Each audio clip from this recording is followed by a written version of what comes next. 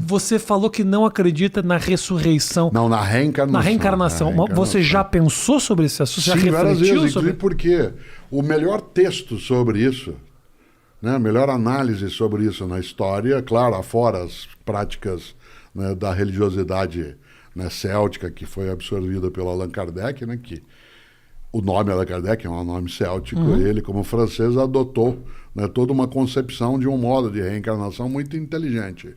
Mas a melhor reflexão vem de Sócrates. Né? Se você lê, né, uma das obras mais importantes da história do pensamento, que é uma delícia a leitura, uma obra de Platão, um diálogo de Platão chamado Fédon. Né? Fédon. E nesse diálogo é Sócrates que fala por que ele não teme a morte. Porque o diálogo Fédon acontece nos 30 dias que Sócrates fica aguardando o momento da autoexecução. Ele houvera sido condenado ao suicídio, né, ele escolhe das várias modalidades possíveis que um cidadão grego pudesse ter de suicídio. Em vez do autoapunhalamento ou de atirar-se do alto de um templo, ele escolhe o veneno, que é o pior deles. Né, porque é a morte mais horrorosa das 3 dentro do cardápio, né, de ofertas. De opções. E como houve uma coincidência entre a condenação de Sócrates à morte e o momento das festividades de Apolo, não podia haver nenhuma execução naquele período. E por 30 dias ele ficou aguardando a hora da autoexecução. Nesse tempo, nesses 30 dias, ele era visitado pelos amigos, era visitado por pessoas que por ele tinham afeto. E nesse tempo ele fala sobre por que ele não temia morrer. E ao falar isso, ele retoma toda uma reflexão sobre a imortalidade da alma e a possibilidade dela retornar. Né? O kardecismo é um modo específico de reencarnacionismo, o pensamento de Platão, e no caso Aristóteles, né, falando por meio de Platão, está mais ligado aos cultos persas, né, o que se chama de cultos órficos, em que a reencarnação se dá, né, a partir de um tipo de descumprimento, né, de tarefas que a tua essência teria. Toda essa volta é para lembrar que na filosofia o tema foi tratado já há 2.500 anos. Depois, claro, a percepção da reencarnação, ela vem de outros modos. Né? Eu não tenho essa crença reencarnacionista. Você tem medo da morte, Cortella? Eu tenho medo, mas não tenho pânico. Né? Há uma diferença entre medo e pânico. Né? O medo é quando você fica em estado de atenção. Né? Eu sempre digo, eu tenho repetido isso com frequência, a morte não é uma ameaça, ela é uma advertência. Ela diz, você mortal sendo, cuide-se para não desperdiçar aquilo que você tem, porque cessa. Sim, sim. E nesse sentido, o medo, sim, o medo é algo que é absolutamente importante, que se tenha de qualquer coisa. Eu tenho medo de cair, tenho medo, né, de perder a saúde. Medo de cair mesmo? Claro, eu operei o joelho direito, coloquei prótese, e portanto eu preciso, entre a última vez que conversamos e agora, eu estava um dia na Praia do Forte, Salvador, após uma palestra, estava com Cláudia, com quem eu sou casado, e ao final da palestra, para desestressar, a gente, como fazia vez ou outra, foi correr. E eu fui correr na areia e não notei que tinha um banco de areia. Caí e bati o joelho direito. Não há fratura na região, ela é quase isso, é no subcondral. Fiquei quase 1 ano de cadeira de rodas, trabalhando, viajando, fazendo o que tem que fazer. E hoje eu tenho que me cuidar. Né? Isso significa que o medo é um estado de proteção. Uma pessoa que diz que não tem medo, né, ela está absolutamente desprotegida. Como eu digo sempre, o grande pecado de Aquiles foi achar que não tinha o calcanhar dele. Né? E, portanto, ele pereceu exatamente nesse polo. Por isso a morte ela não me assusta, não. Uma das coisas que nós temos de fazer é, Rafinha, formar as crianças para que elas lidem com a perda. Né? Nós não podemos fazer com as crianças aquilo que, de uma certa maneira, o mundo hoje digital, ele dá a ideia de que você pode ter ou uma second life, no sentido de usar uma expressão de um modo antigo dentro do mundo digital, e segundo, de que você pode resetar as coisas. Não. Né? A mortalidade, ela é um fato. Como diz a antiga frase, não é que a gente tem a vida curta, a morte é que é muito longa, a gente fica morto muito tempo. Né? Nesse sentido, uma criança ou um jovem, ele tem que ser preparado também para a perda. Um dos equívocos dos tempos mais recentes é que, em nome de poupar uma criança dela passar por algum tipo de desconforto psicológico, ela acaba sendo iludida em relação à vida. Então, de repente, autoestima é diferente de auto-engano. Né? Induzir alguém a auto-engano É algo muito perigoso. Se eu quero que minha filha ou filho, como é o meu caso, ou filhos e filha, ou meus netos e netas, que eles sejam capazes de ter com a vida uma relação, né, muito mais persistente, eles têm sim de ser preparados para aquilo que é a perda da prova, a perda do afeto, a perda do amor, a perda de uma pessoa. Né? E, portanto, é necessário que não se sequestre de alguém seus lutos. Sim. Porque se sequestrar as possibilidades de luto da pessoa, ela não consegue lidar, né, com essa condição. Então, é preciso cautela. Você pensa, Cortella, no possível legado que você deixa? Claro, no outro dia me perguntava numa conversa, né, se eu projetei, né, na minha carreira, no sentido de ser alguém que entrou para a docência, foi para a filosofia e que um dia eu imaginaria que poderia até me tornar pop.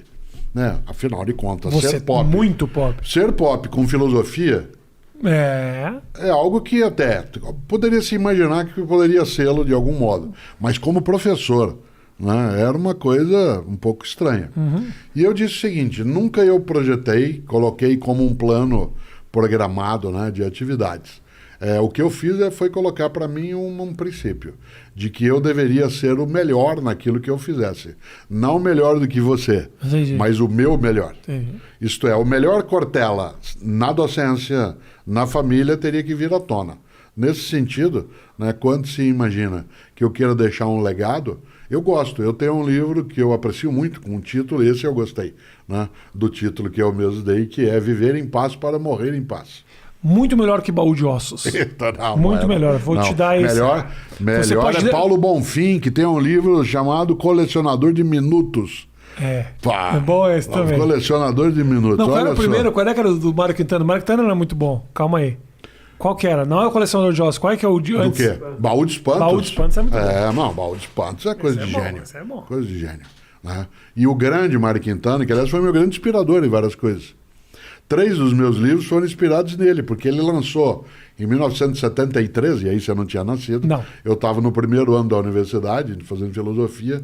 Ele lançou um livro que eram as colunas dele, né, no jornal que ele publicava em Porto Alegre, e o livro se chama Caderno H, que é sobre filosofia do cotidiano. E aí eu acabei um dia fazendo. Aí voltando ao teu ponto anterior, né, penso eu no legado, no livro Viver em Paz para Morrer em Paz, eu tenho um subtítulo no livro que é Se Você Não Existisse, Que Falta Faria? Que é uma coisa a não ser, deve ser pensada... Infelizmente eu penso nisso um pouco demais. Pois é. Não deve ser pensado em excesso, tem que ser pensado com moderação, jamais após beber alguma coisa, nunca em estado de tristeza, mas deve ser pensado vez ou outra. E eu sempre digo que se eu não existisse, eu quero fazer falta. Né? Eu quero fazer falta, esse é o meu legado. Eu quero que no dia que eu me for, que diga assim, poxa, o Cortella faz falta, ele podia estar aqui com a gente, nessa situação, nessa circunstância, como professor, como pai, como marido, como cidadão, como profissional, como amigo. Então, esse é o sentido. Boa. O Mário Quintana, que nós citamos, mandou escrever no túmulo dele, eu não estou aqui. Né? Eu não estou aqui. Isso aparece, eu cito isso nesse livro, Sim. Viver em Paz para Morrer em Paz, porque ele morreu, o Mário Quintana, na mesma semana que o Ayrton Senna, né? Morreu no dia 5 de maio de 1994. O Senna morreu domingo e o Quintana na quinta-feira. Né? E, claro... Ofuscou um pouco a morte do Mário Quintana. Exatamente. É uma pessoa que seria mais... Né? Eu pego uma pessoa que eu lembro muito com grande energia, a gente falava de reencarnacionismo, né? Ou de a questão da transmigração de alma, ou o que for. Uma pessoa admirável, que eu tenho uma admiração imensa, é Chico Xavier. Chico Xavier morreu em 2002, no dia que nós ganhamos o Penta. Certo? E eu sempre digo que talvez ele tenha não escolhido fazê-lo, mas ele não criou obstáculo a que assim fosse, internamente, naquilo que é a agonia, né, a luta para continuar vivo, porque uma pessoa tão discreta na existência dele, tão suave, né, naquilo que ele fez, que seria até imaginável que ele não fosse tão bem lembrado como ele deveria ser. Sim. Né, eu não sou, como disse, reencarnacionista, mas tenho uma admiração imensa, né, pelo Chico Xavier. Alguém que passou a vida lidando com a maior dificuldade nossa, que é a morte. É. Né? E o fez de forma partilhante. Por isso, ter morrido no dia, né, da nossa conquista do Penta, é de fato ganhar, né, a possibilidade de fazer falta. Chico Xavier faz falta, Mário Quintana faz falta. Poxa, esse papo todo me faz muito pensar sobre essa questão realmente do o legado, né? Eu fico... Porque, inevitavelmente, comunicadores, a gente toca a vida das pessoas de alguma forma. Não tenha dúvida de que você deve receber muita mensagem de gente que fala, eu estava num dia ruim, aí eu ouvi um vídeo teu e isso mudou. Sim. Isso marca a vida dessa pessoa. E a gente, como filósofo, num caso comediante, eu me sinto envaidecido quando eu sinto que eu melhorei de alguma forma a vida de alguém. Como eu repito constantemente, com certeza já piorei também a vida de muita gente. Claro, eu também, eu sou professor. Eu piorei 47 anos de docência, por vários momentos eu encontro pessoas que dizem, um dia você falou uma coisa que mudou a minha vida. E eu fico pensando nessa hora, sem descartar o elogio, naquilo que eu não disse, deveria ter falado, e em coisas que disse que não deveria tê-lo feito. Isso. Né? Claro, evidentemente. Um dos sinais de inteligência é o arrependimento. Nós somos provavelmente o único animal que é capaz de trazer-se do passado que fez para agora e olhar-se, sentir-se tolo. A frase, eu não devia ter falado, ou eu devia ter respondido, ou como é que eu deixei ela fazer isso comigo, ou ele fazer isso comigo, isso é absolutamente no campo da nossa historicidade consciente. Né? É impossível que eu consiga viver sem pensar-me. Né? A ideia de consciência, para imaginar alguém como você, que vive também em palco, né? É você estando no palco, estar sentado na plateia se olhando, né? Vendo o seu próprio desempenho. Né? Esse distanciamento, algumas pessoas bloqueiam, outras são capazes de rever-se, né? Olhar aquilo que conseguiram fazer e seguir com um aprendizado. Mas que, sem dúvida, né? Deixar o legado é algo que pode ser feito por algo que se torna, para uma pessoa que se torna importante, ou pode ser apenas, né, você produz um impacto como aquele que atirou no John Lennon, né, em dezembro de 1980, né, e fez por quê? Para ser notado. Há outras formas de ser notado. Você pode ser notado por aquilo que fez e que espalhou vida, protegeu afetos, impediu desertificações, né, das capacidades, e pode ser notado, né, por algumas pessoas que estão à tua volta, te admiram pela tua maldade. Assim? Né, aquilo que é a admiração do horror. Eu tenho, dentro da tua atividade, tua profissão, tem pessoas que estão na minha memória que são inesquecíveis. Eu, aos 10 anos de idade, eu assisti a uma apresentação, não existia o termo ainda stand-up, você não tinha ajudado a inventar essa ideia Quem no Brasil. Dera no Brasil. Tivesse né? Eu assisti a uma apresentação em Londrina, minha cidade, eu tinha 10 anos, eu saí de lá com 13, num ginásio de esportes, que é o pior lugar para fazer uma apresentação. Uma acústica terrível, quente. Do José Vasconcelos. Sim. Eu tinha 10 anos. José Vasconcelos é considerado por nós, comediantes, como a primeira semente de stand-up comedy. Porque ele já fazia uma coisa mais one-man show. Isso, porque ele tinha os áudios, ele falava, mas eram histórias que não eram piadas, eram histórias... Onde está José Vasconcelos? Em mim. Ô Cortella, eu pedi o seguinte, pedi pra turma mandar umas perguntas. E aí falei, vamos fazer uma das nossas discussões a partir daí, porque, porra, todo mundo tem pergunta, é impressionante como as pessoas têm pergunta pro Cortella. Então eu não quero perder meu tempo, quero direto ao assunto aqui com essa galera que me mandou essas perguntas. E eu gostei muito que eu convidei o Cortella para vir aqui e o pessoal falou, temos um tempo muito limitado. E eu achei maravilhoso isso, porque eu quero chegar nesse nível de eu controlar exatamente, porque podcast é uma coisa que atualmente começa às 2h de uma quarta-feira e pode ir até a sexta-feira, dependendo. Sim, claro. Principalmente a gente que se comunica, não tem limite. É uma das maneiras de você perecer pouco a pouco. Exatamente. É uma forma de esvaimento paulatino. É impressionante isso. Mas vamos lá, eu separei aqui algumas das nossas perguntinhas e eu vou te repassar.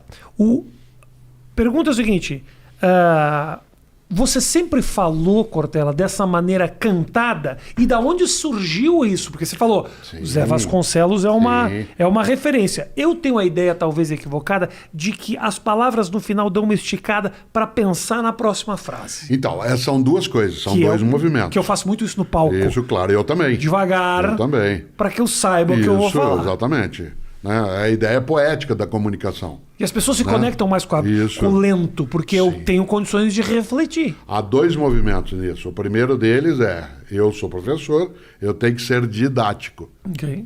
E para eu ser didático, portanto, eu ser compreendido, eu preciso fazer com que a pessoa me ouça bem e ela seja capaz de, enquanto eu digo algo, como eu estou fazendo agora, que essa expressão algo, que ela penetre e ela permaneça milésimos de segundos circulando em todas as sinapses que ela coloca. Se eu digo em todas as sinapses, ela não entende, mas se eu digo em todas as sinapses... valorizando. Isso, eu consigo que ela absorva e me dá tempo de dar o passo seguinte no meu raciocínio. Para ser didático, eu preciso encadear, né, reflexões, argumentos, de maneira que a outra pessoa entenda aquilo como sendo um contínuo. Essa é a razão, né, de esticar, né, não só os fonemas, mas especialmente as sílabas, né, de modo que ela vá, e isso dá um ar cantado. Segundo, esse não é o meu sotaque original, né, eu sou caipira, portanto eu tenho a puxada do R, do norte do Paraná. Eu estou na capital paulista há 53 anos, mas você identifica alguém da minha região pedindo para ele dizer uma colher, por favor.